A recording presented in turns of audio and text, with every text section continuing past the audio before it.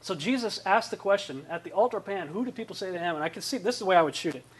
The disciples are like, oh, some say Elijah, some say this, some say that. And I can see Peter going, wait a minute. You know, the Lord's always asking rhetorical questions. He knows who we think he is. So why is he asking this? And if I was shooting this scene, I could see Peter standing looking this way. I'm Jesus, and the altar pans behind me. There's a technique called a rack focus, where I can see Peter looking at Jesus. Jesus is in focus, and all of a sudden Jesus goes out of focus, and pan comes into focus. And then Jesus comes back in focus, and he goes, oh, I get it. I see what you're doing here. You are the Christ, the Son of the living God. Yeah, that's right, Peter. Blessed are you, because nobody told you this, but my Father just gave you the revelation of what I'm doing here. It's not a coincidence that my destination is Jerusalem, guys. Why did I come all the way up to the top of Israel, go way out of the way to this one specific spot and ask you this question? Zeus ran supreme at that time. Jesus was about to topple Zeus's regime. He stops and asks the question, who do you say that I am? And he says, the gates of Hades, the brother of Zeus, is not going to prevail about what you just said, against what you just said. And I'm going to build my church, by the way, upon this. I think there's a lot to that statement. The revelation that I've been getting recently is that I think part of building the church on that rock is the revelation of what I just showed you. Jesus is going to do something pretty phenomenal, because when he went to the top of this mountain, Jesus went to the top right there. From that location, he could see the area where Zeus was created at the top. He could look down and see his brother Hades, the altar of Pan, and Nimrod, who was the first Antichrist, whose vision was to create a one world against God at the Tower of Babel. And Jesus said, okay, it's like the movie Rocky. If you remember the first movie, the very first thing you see is a picture of Jesus. Fade from black, there's Jesus. The camera pulls back from the painting, and you see Rocky. He's fighting this dude, right? He's a nobody. Rocky gets a chance to go up against Apollo Creed, the heavyweight champion of the world. The name is very peculiar because Apollo was a son of Zeus. Creed is the belief system of a people. So Rocky, the Rock, goes up against Apollo Creed. And before the big fight, if you remember the movie, he goes to the ring where the big fight's going to take place. He looks at this picture, this huge poster of Apollo Creed, you know, and he goes home and he says to Adrian, you know, I just want to go to distance with Creed. Nobody's ever gone the distance. Next day, gets in the fight, goes 15 rounds with the world heavyweight champion, and is still standing. All he said is, I just want to be standing. And he was still standing. And then in Rocky 2, the second coming, The Rock, gets married, and then he beats him. I'm going, man, I don't know if Sylvester Stallone knows what he's doing there, but that's a great analogy for what I think Jesus did. He went and surveyed the ring, right, where Zeus landed. He goes up there, and then Mickey and Polly show up to give him a pep talk. Moses and Elijah. And it says from that point on, he went preaching about his death, burial, and resurrection. And he headed from there all the way down to Jerusalem, where he went 15 rounds with the devil and was still standing when it was over. That's a pretty powerful revelation. Now, speaking of mountains, I don't know if you've ever seen this before. This is the Nazca lines in Peru.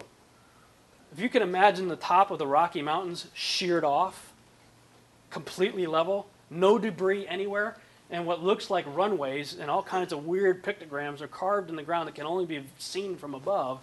This is thousands of years old, guys. It's really weird. It's really freaky, especially when you look at this little design right here. Why? Because about 9 months ago, it showed up in the skies of Norway when Obama went for his Nobel Peace Prize. Go ahead and Google the Norway spiral, and you're going to see some really weird stuff. This right here happened just a couple of weeks ago. It's a UFO that shut down an airport in China. This is another picture of the China UFO. Here's another one right here. This was like 3 weeks ago. There's another one in another Asian country, and another one that happened in Australia. This crop circle right here showed up in England about a month ago. They said that was a rocket that went on. Yeah, that's exactly what they said. Let's talk about that. The world is talking about disclosure. We want to know what's really going on. What are they saying? Oh, it's failed rockets. First of all, there's a big problem if rockets are failing like that over major cities all over the planet. That's a big problem, guys. But even if that's true, that's what rockets do when they fail. They don't make perfect spirals, pulsate for a long period of time, and do all kinds of weird stuff like the Norway spirals and all the other ones did. Meanwhile, the ancients are carving that thing. Ancient people were carving this over and over and over again in the caves and cliffs of rock. And alongside the spirals are people running for their lives. You know, you see little goats and little stick people like, running away. You know, Jesus himself said there's going to be weird stuff up in the sky. But the church isn't talking about this stuff. Man, here's what I think is going on. Jesus says it was in the days of Noah. Roswell, New Mexico was the beginning of the modern UFO phenomenon. Aliens, grays, abduction. If you look at all that stuff, all it is repackaged Nephilim activity. All of it. Didn't actually land in Roswell. It landed supposedly just north of there, but it landed on the 33rd parallel. And if you take the location of where whatever landed and you multiply that location by the universal constant, which is pi, it gives you the longitude, 104. Is that a coincidence? Is that a weather balloon? I don't think so. The weather balloon excuse of the 50s has turned to rockets in the 2010, I think. So I start, whether you agree with that or not, this makes for fantastic science fiction. I happen to think it's true. So I started writing about it. I said, okay, the Bible, it doesn't go into great detail, but Enoch does. It says of the 200 that came of the 1/3 of the fallen angels, 200 of them, of the 200, 20 of them are named. One of them is named as the worst of all of them, and his name was Azazel. Azazel is in Scripture. Where the Jews sacrifice a lamb for sins, they would lay their hands on a goat and send the scapegoat out to Azazel. Now, if all you read is Scripture, you have no idea who or what Azazel is. But the other books tell you who he is. He's the worst of the 20 fallen angels that were doing that, messing around with women in Genesis chapter 6.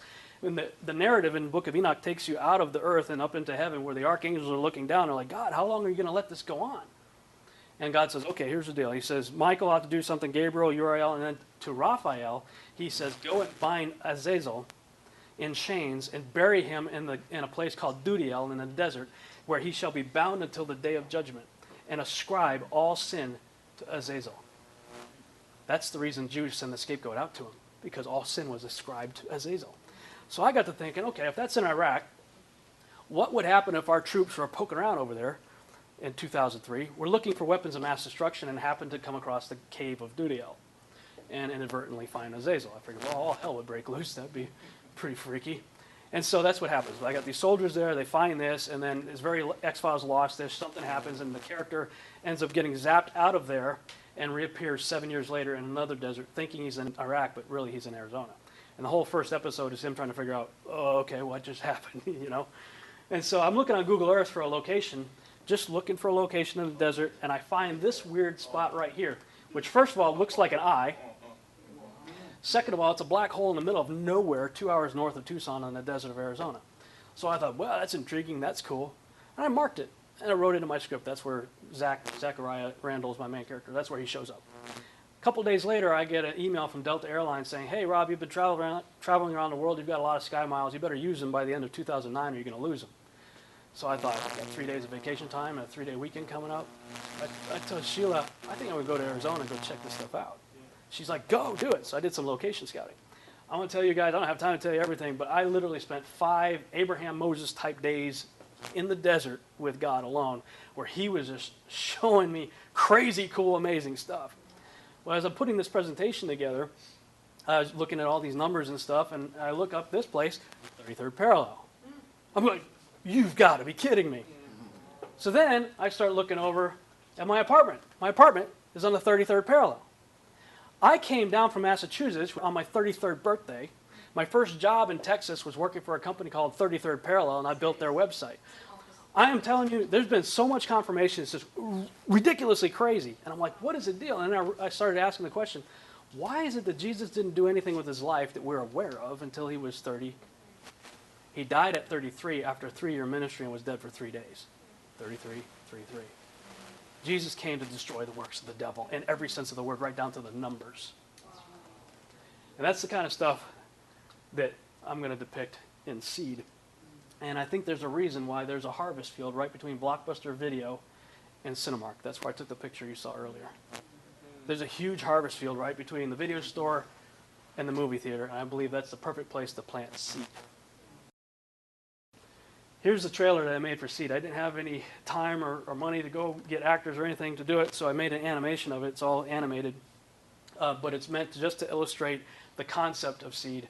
And I just finished it, so you're one of the first to see it.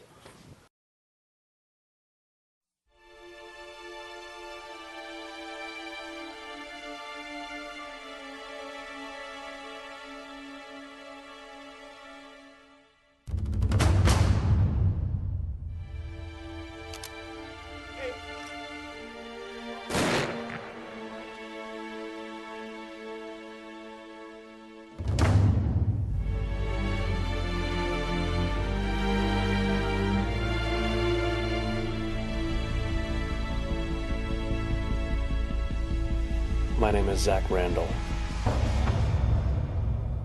Everyone thinks I'm dead, but I'm not.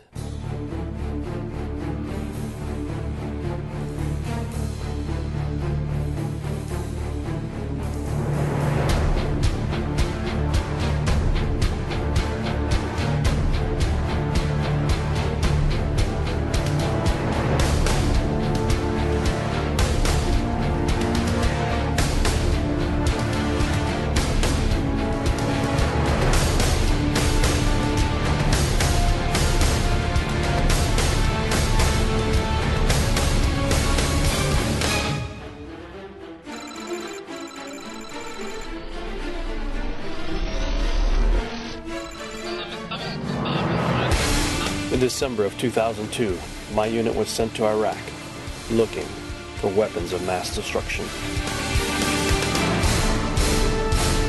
On the night of Christmas Eve, we found one.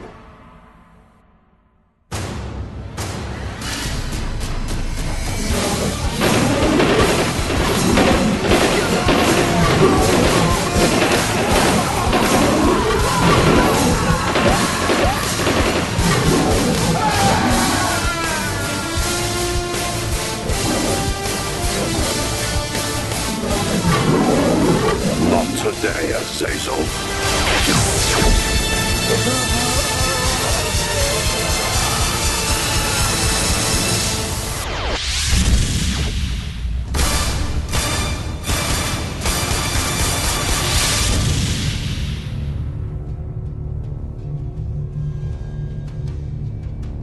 I don't know what happened to me that night, but my quest for answers begins here.